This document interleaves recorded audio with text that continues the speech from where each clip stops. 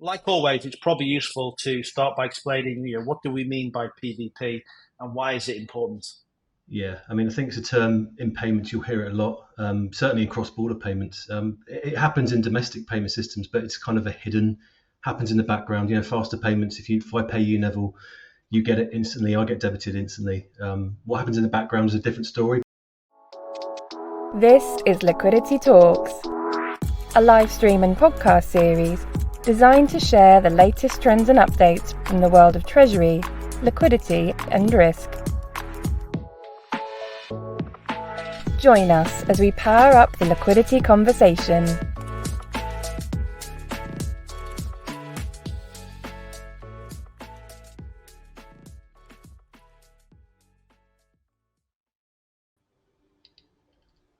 Hello, and welcome to our latest installment of Liquidity Talks live stream and podcast. I'm Neville Roberts, CEO and founder of Planix, the market-leading fintech focused on treasury, liquidity and risk. Now, our topic today, everyone, is entitled Payment versus Payment, or PvP, and their role in enhancing liquidity management. So it's all about cross-border payments and the challenges they can bring. Welcome to our audience today. Good morning, good afternoon, and evening, wherever you may be. And I can already see from the attendance list, we have a record number today. So thanks for attending today. Anyone in the audience can ask a question as we run through. If you put it in the comments sections, which is to the right of the video, you can see, and I can take some of these as we go, or I can leave some to the end. We have 30 minutes for today. If you ask a question, if you could let us know who you are and if possible your role, that would be great. Now, I'm joined today by our guest speaker, Nick Miles from RTGS.global. Nick, welcome. Would you like to introduce yourself, tell us who you are and what you do? Yeah, thanks, Nev. Great to be here. Thanks for having me on. So Nick Miles, I work for a company called RTGS Global. Hopefully a few people on the call already know me, so I'll be familiar to them. But for those that don't know me or my company, RTGS Global, just a new settlement platform for interbank wholesale foreign exchange and cross-border payments. And my background is I spent about 19 years in different investment banks, specifically on the intraday cash and liquidity management side. So, I know Planix fairly well from my days of old as well. Brilliant. Welcome, Nick. Now, I normally ask our guests if you have any football allegiances to start this off. But I know from when we met earlier, you've got quite a story. We've already got half an hour. So if you want to squeeze it into 30 seconds, that would be great for everyone to hear. I'll keep it short and I won't bore people. But I guess before I got into the world of banking, I was a professional footballer. Going back in time, I grew up in Bournemouth but supported Aston Villa. At the age of 15, I then signed for Aston Villa. So, signing for your childhood club, I'm sure you in Liverpool never would have been a dream. But for whatever reason, it didn't work out. And then I went off to the States, did my college over there, came back and turned pro after I graduated. So I did things the wrong way around. And then Bournemouth released me after a few months. And then I kind of, lost a bit of interest in football. And that's why I joined the banking world, because lived in Bournemouth, JP Morgan were headquartered there. It seemed like a natural fit, and that's how I kind of started in my banking journey. So, wow, fantastic! I was captain of my school team, but let's not talk about after that. So on the subject of today, previously we've spoken about liquidity, why you should take it seriously, the regulators, what you require both on the buy side and sell side. But a common theme we continue to talk about is the speed in which payments and liquidity moves. And what's interesting, as you know, Nick, is the rise of new FMIs and market utilities that are looking to address or help with specific needs considering this, and one of them being your company. So, and then how PvP can help enhance liquidity overall. So, like always, it's probably useful to start by explaining, what do we mean by PvP and why is it important? Yeah, I mean, I think it's a term in payments, you'll hear it a lot, certainly in cross-border payments. It happens in domestic payment systems, but it's kind of a hidden, happens in the background. Faster payments, if I pay you, Neville, you get it instantly, I get debited instantly. What happens in the background is a different story, but in the cross-border space, payment versus payment is quite simple that you've got two legs of an exchange here. So, for example, you've got sterling and euros. One leg will only settle if the other leg settles at the same time. So it's effectively, that's where the payment versus payment, it's that instant certainty that you'll only get your sterling if I get my euros at the same time. It's that simple. It's not that simple, as you know, if you go into the details and logistics, but that at the very high level, that's what it is. And just to expand on that, in the advent of blockchain and DLT getting bigger and bigger and more relevant in the world, you'll hear a concept of atomic settlement. And that is very similar. That's an instant and simultaneous exchange of either an asset or a fund. So again, you've got the certainty, for example, a trade will either settle or it will fail. There's no chance of one side going without the other. So I just wanted to explain atomic settlement because it is becoming more relevant in the market as well. Got to understand. So like, how does that differ, I guess, from normal FX settlements? What are the differences there? So today in FX, you've got, I guess, the majorly traded currency pairs in the world settle through a PvP mechanism called CLS. It's been there since the late 90s. It was in the advent of the Herstatt event back in I think the 70s or 80s. But that is there for 18 currency. It works very well today. You know, it's what every major banking institution uses, whether you're a direct or an indirect member of that. But they are, limited to the 18 currencies currently. And I guess because of some of the regional pressures, whether it be regulatory or legal driven, we know that the CPMI, for example, which is the Committee of Payments and Market Infrastructure, are calling for private and public sector collaboration to increase and enhance PvP coverage. And what that typically means is that has got a real focus on the emerging markets. But think about, you could do a dollar trade against a non-CLS currency that will have to settle outside of CLS. And I think in the dawn of these emerging markets really starting to emerge, and I don't, that's a play on words, but they're getting bigger, commerce is growing. I think the remittances in cross-border space by 2030 are going to be in the hundreds of trillions of dollars. So it's a big old space to play in. And I think PvP, we're effectively not just RTGS Global, but others. We're a call to arms to a lot of the public and industry bodies saying, where we can, banks and financial institutions should start to settle on a payment versus payment basis. Got it. Okay. So, look, I understand there's risks in this, but that's the same for all things. Plus, I expect the fails rate to be fairly high. But, so why, or they have now, so why the push for PvP now? How does it help liquidity management more specifically? Yeah, I think, a lot of it's around that kind of certainty. I think I call it hope versus certainty. If you're settling on a payment versus payment basis, almost there and then, have I got my leg of the exchange or not? Like I said earlier, it either happens or it doesn't. And I think if you can bilaterally deal with a counterparty versus, I guess, the traditional model where you could use an agent, a third party, an intermediary, in that chain of events, you're very almost not blind, that's the wrong word, but the transparency of where am I in the payment chain? I'm expecting X and I've sent Y. There's that certainty, where am I going to receive those funds and when? And I think often you don't know. Some of the more emerging markets, you're trading against a hard currency versus a different currency. You're very reliant on your network of banks or partners you're dealing with in a certain jurisdiction. So you've got that reliance and trust. Typically you deal with a trusted partner, but it's that very much, okay, I've got to hope this turns up, because if money doesn't arrive into a certain account, you've got that onward knock-on effect of, well, that money coming in was to do something, money going out. And I've lived and breathed this. When you're waiting on the back of an FX settling outside of CLS, there's no worse feeling than traders throwing you up going, look, where's that money? Because this is blocking X, Y, Z settlement onward. And it's similar in the securities world. When you fail to receive a security to onward deliver it, you really block a whole chain of events. So it's just that real bilateral dealing, more certainty and more transparency, which goes back to what the cross-border roadmap's trying to solve for in the first place. Got it, and less risk as well. Okay, so understand that. Surely, though, this has been around for some time, Nick. So is there a reason we haven't seen a push for PVC previously? Is it because CLS hasn't been willing to expand into the other currencies, or what's the reason for it kind of now? I think partly, going back, it's already 3.5 years away. The G20 and the Financial Stability Board put literally a cross-border payments roadmap in place going out to 2027. And if you rewind to 2020, 7 years seems like a long time, but the reality is we're already halfway through that journey. So I think it was that public push to really recognise that the way the world is going in global commerce, and maybe partly the pandemic played a part here with the digitalisation, more people paying digitally versus in hard traditional cash. But when these bodies saying, look, there's got to be mechanisms where you can increase the adoption of PvP outside of what works well today, using technology, innovation, but also there's a big push on that public and private collaboration. These fintechs such as ourselves, we've got the technology, but equally we need the public bodies to support us and almost take us on a journey with them to say, look, this is fit for purpose and this is what we think we can help with the market. Got it. Just two quick fire questions we've been asked, Nick, if that's okay. Hope I get the names right here. Dan Feeney, is RippleNet helping or hindering real-time cross-border in terms of liquidity and settlement? I think a bit of both. I mean, obviously, Ripple is, let's call it token-based.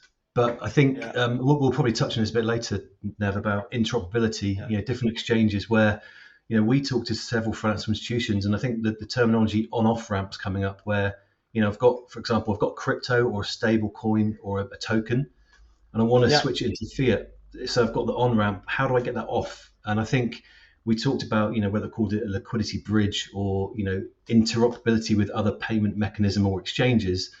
And I think Ripple are doing a great job, and I think they've done huge things. And I think the reality is, if you go into London, you go on the tube, Ripple is everywhere, and to me that's quite a big statement. So I think to Dan's question, it's certainly helping with liquidity, and it's answering a use case, right? I mean, I think people really want to use some people want to use a stabilized version, whether a token or a stable coin, for example. That is becoming a real form of a value of payment. What we do is very much fiat to fiat, so currency to currency, but certainly future proofing to accept, to be able to swap a fiat into an XRP or a CBDC or a stable coin. Sure, got it. And also a quick one, I think you may have answered, but from Heba Chamas, is there an opportunity for CLS to open up to other currencies? So is there a timeline on that? Is they going to open up for emerging markets, and how would that impact PvP? Yeah, I mean, I can answer so much, but I think they're open to. I mean, they've got other products where you can settle outside of the 18, but not on almost like a true payment versus payment basis. Got it. And I think there's an industry, there's an industry working together to really say, look, there is optionality out there. We're not the only ones. We know that there's others. We've been recognised on a short list of about 9 or 10 as part of the CPMI paper about, this company could help with adoption of PvP settlement.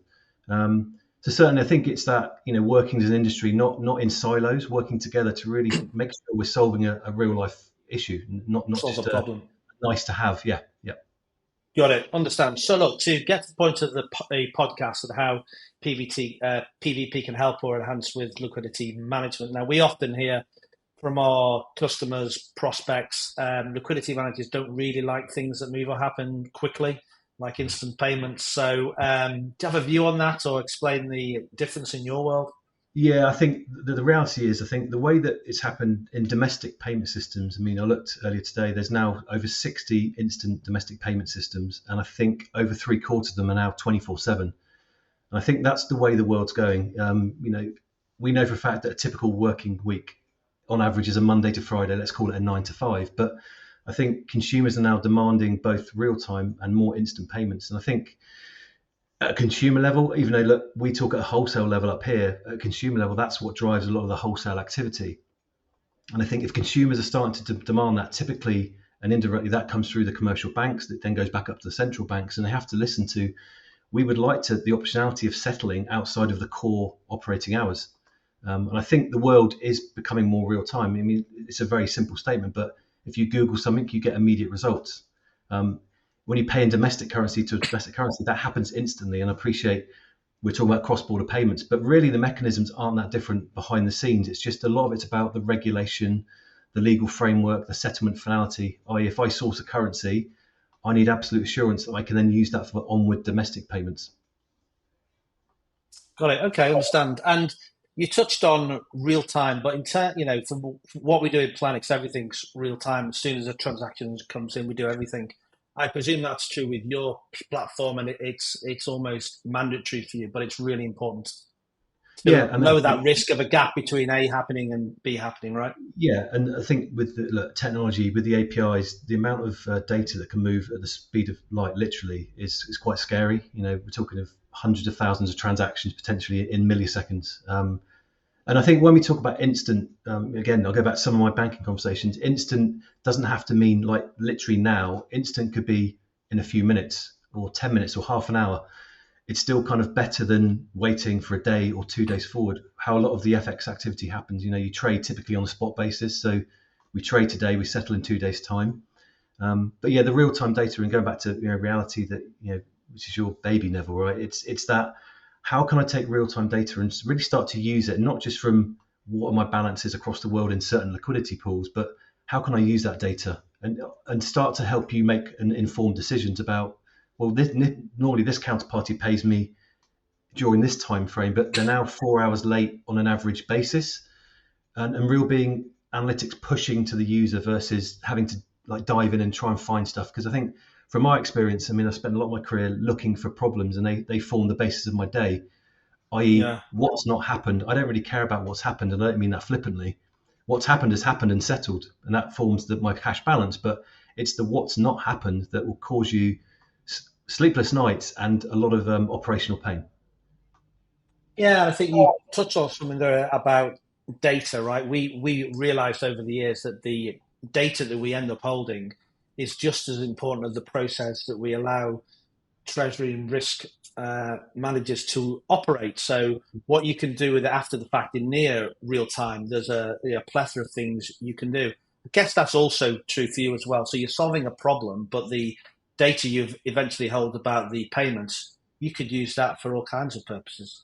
Absolutely, and I think we're starting to talk to certain banks about what they call smart contracts. So almost these smart contracts get appended to a payment instruction, and they almost are rule based to say, if I do a trade with counterparty X in this currency settling against account Z, it needs to settle in an agreed time frame, and that goes into a lot more detail about rule books and participation between counterparties. But it's really those smart contracts that dictate that you could trade like almost now and settle very shortly based on a rule set. And again, it's all API driven. API to API calls are very, I'm not a technologist, but we know that if you speak to a technologist, it's like, yeah, that's no problem at all. APIs are really driving us, and particularly with real-time data.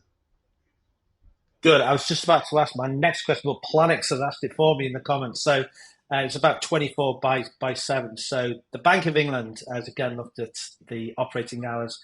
If they get close to 24 by 7, then what does that mean for a proposition like RTGS Global? Well, I think it kind of aligns to how we'd like to operate. They've been looking at this as part of their payment scheme going forward. But yeah, I mean, if you can align, the more systems you can align on the same operating hours, it makes it easier. That's my personal opinion, because think about it. You could be dealing with any currency in the world, but if you've got the ability to settle on a 24/7 basis, it then really expands your opportunities. If you've got sterling, you can now settle against a currency in APAC, for example, who are also operating on a 24/7 basis. I think as long as the liquidity is available and it's there to be able to settle where you need it to be settled, then why not? But equally, 24/7, it demands a kind of a change, right? Because a lot of people aren't used to it. I think certainly on the retail and consumer bit, 24/7 is becoming the norm, but certainly cross-border payments, it's going to be a change. It's not going to happen overnight, and I think it's going to be that journey of, okay, what does it mean? What does it mean for us? What's needed from a technology perspective, and also from an infrastructure play? Because it's not just you don't just plug in and you're ready to go. It's not that simple. But certainly, I think the way the world's going, I think a 24/7 world is a reality. Maybe not tomorrow, but it certainly will be in the future. And can you see in the future customers who use CLS for those main currencies moving to platforms like yours as well? Because I don't know whether you're quicker to innovate or you bring out new features, but can you see that happening as well? So it's not just for these extra currencies. Yeah. Yeah. Also, I think that we've always said we're optionality, right? If you need to do something, whether it's called just-in-time funding or on-demand liquidity. If you've got the optionality where you've got liquidity in a certain liquidity pool and you can use that for a cross-border transaction, then absolutely optionality. But we're realists. We're not expecting the market to suddenly overnight go, right, let's change all of our flows from here to here. That's not going to happen, right? And that's not how the banking world works. But certainly we do believe we have a part to play with that optionality piece, that ability to, if you want to trade now and settle now, you certainly can. So yeah. Got it. And you mentioned there was like 9 or 10 plays, or there was a list. Do you see the market consolidating? Do you think there'll be, is this in the future whether there's 100 platforms like yours, or do you think it will consolidate to just a few? Yeah, I think. I know you don't have a crystal ball, right? But yeah, well, no, I think 9 or 10 is realistic. Whether we'll all be successful, TBD, right? But 100, absolutely not, because it's very difficult to show what goes on behind the scenes in terms of the build, the conversations, the discussions with the central banks, making sure you've got the commercial bank interest. I certainly absolutely agree. A few absolutely will be successful. But also for them to be successful, I think we need to talk about interoperability, because what we're trying to do is help with liquidity here. I think if we all go off and do our own thing and start to form our own little nuanced payment systems, if they don't talk to each other in the future, we could actually be fragmenting liquidity. If you could have that trapped liquidity in certain payment systems. So that interoperability piece, I won't mention names, but we spoke to other payment systems, and we're all fairly open to it. It's not as simple as going, do you want to do it? Yeah. There's legal frameworks and rule books, etc. But absolutely, it needs to happen, and I think it's part of the CPMI and the roadmap to say even interlinking of payment systems. Right, it's part of there's 19 building blocks, and obviously won't go into them, but it's part of that paper to say even the interlinking of domestic payment systems, that has to happen, because it's one of the most obvious things to do to increase liquidity outreach for cross-border payments.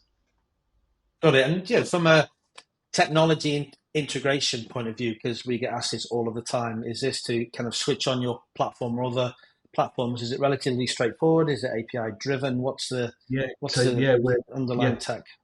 So we're API first. It's JSON standard. So look, for me, like I said, I'm not a technologist, but I understand enough that the way that APIs are going, it is the integration. We're not talking like if you think about a traditional banking infrastructure taking potentially months or years to put in, the initial integration, the very first iteration of that can take less than an hour. That's not the full package, but that's the first point into our network. And then you've got add-ons. But yeah, the APIs are making things just so much quicker, factually.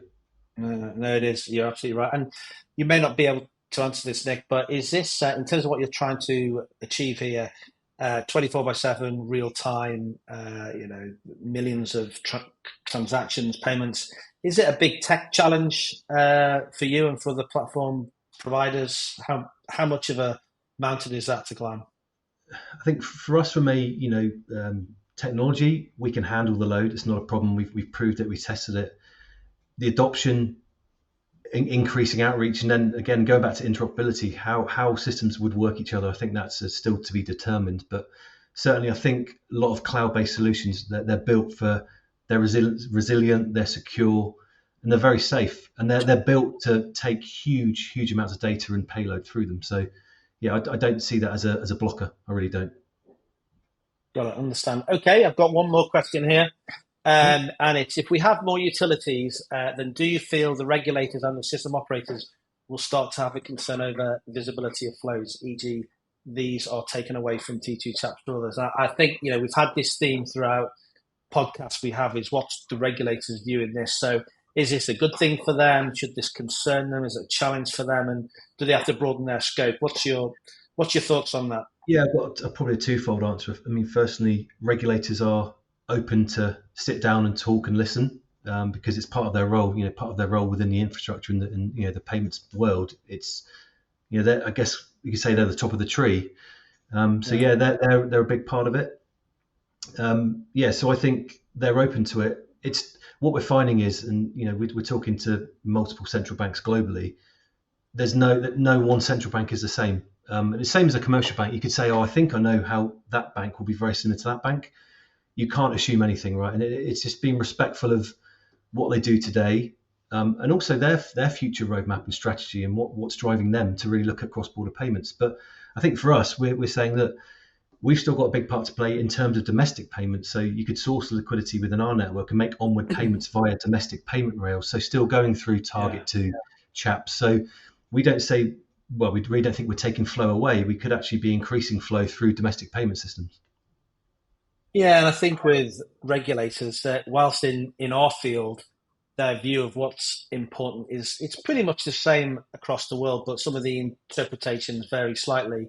It's the speed at which they talk to banks about what's important, the reporting they want. You can have a peak or a spike after an event, like last year with Silicon Valley Bank. So it varies, even though ultimately they're trying to do the same thing, whether it's Fed or PRA or whoever. But you might get more scrutiny on that in the future. Yeah, like I said, that they play a hugely important part, and they have to do the right thing. That they can't rush into decisions. They have to be very formulated and say, why are we doing this? And effectively, are we supporting our wider community, which is their role? And then this goes into fiscal, monetary policy, et cetera, et cetera. So it's not a simple task. I mean, it looks simple on paper, but when you get into the weeds, it can be very complex. Got it. Understand. Another question here from Dan. What impact is weaponization and sanctioning have on cross-border payments from the US dollar to the BRIC consortia? Challenging times geopolitically for the future of money. That's a great question. It's a great question. The world's changing, right? So, yeah, exactly. Yeah. I mean, I can't talk so much about the sanctions, but I think the whole BRICS concept, and for those, that's Brazil, Russia, India, China, South Africa. Yeah. It's a really interesting one because you've now got those 5 nations almost working together. And I think the initial plan was, can we come up with our own currency? That is a very big challenge just because of multiple reasons, right? Yeah. But equally, when you've got 5 such powerful nations sitting down, almost like multilaterally agreeing to do something with each other, there's probably something in that. And I think that will then go back into the sanctions of what does it mean? Could they push forward with a common currency? I personally think, against my personal view, I think that's quite a difficult challenge. And the sanctions, I think that a lot of the sanctions stuff is still on banks themselves to deal with. It's your risk appetite, right? You go through huge amounts of due diligence with KYC and AML. The sanctions piece, with the BRICS, maybe they have their own agreement, and the rest of the world sits outside of it. I think that's all I can really say. Yeah, and what you're trying to do is take down barriers to making payments happen in the risk of a payment versus a payment. And what you don't want to see, right, is there's one set of platforms for one part of the world, another for the other, and they don't meet in the middle, and it just brings in more risk. Agreed. And I think we've all got to speak a common language at the end of the day in the payments world, right? We're all trying out there to do our best and to make things better and more feasible and more scalable. Yeah. Okay, so look, we're coming close to the end now. So just to close off, considering now that we understand what PvP is and the value it can bring, what's needed to make it a success market-wide? I think nice closing question for you there, Nick. Yeah, there's probably 2 or 3 things. I think there is, like I said, we're several companies are responding to this call to arms from the industry bodies. I think we do have to work together. Obviously, we're all working on our own thing, but equally, I think we can become more of a community and really push back to these industry bodies that we've all got viable solutions, but equally we need support and maybe backing from whether it be a supranational or the commercial banks we talk to, because they like the idea. How do we push this forward? And I think if you look at more in the European space, that payments next year, you've got to have an instant payment solution by I think mid-2025. Cross-border payments, the 2027 roadmap, it's got at the end of that 2027, I think it's every bank has got to have one option to do cross-border payment within a certain time frame or have the access to a certain currency corridor. So it's that optionality and how we get there. And I think it really is that industry working all together, whether it be central banks, commercial banks, private entities like ourselves, but really starting to work together to say what we're trying to solve for and how we're going to get there. Understand. Thank you for you got some interesting thanks from people in the audience today. Look, Nick, love to talk more. I thought cross-border payments years ago was pretty straightforward and easy. It's not. It's a challenge and it's a big one for the industry. So thanks for sharing your views today. Fortunately, we have run out of time. If anyone wants to ask some more questions, please ask them even after the event and we can respond to them later. That concludes our latest Liquidity Talks live stream and podcast. We'll put the podcast on LinkedIn, Spotify, Apple Music, and other media outlets and streaming services very soon. Look out for that. Thank you very much, everyone who joined today. Look out for our next podcast, which is becoming in March. My name is Neville Roberts. Thank you for tuning in today, and goodbye. Thanks all. You've been listening to Liquidity Talks. Don't forget to subscribe to stay updated on the latest developments and industry opinion from the world of treasury, liquidity and risk.